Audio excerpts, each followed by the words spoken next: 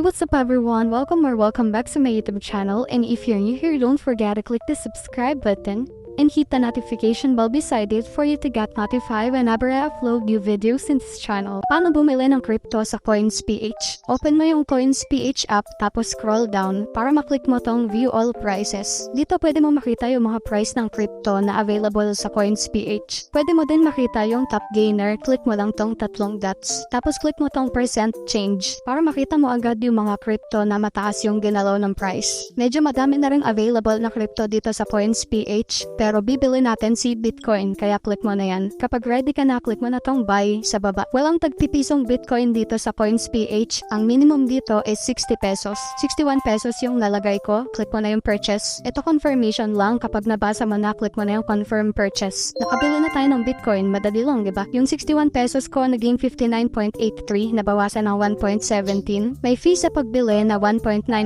Follow me for more crypto content.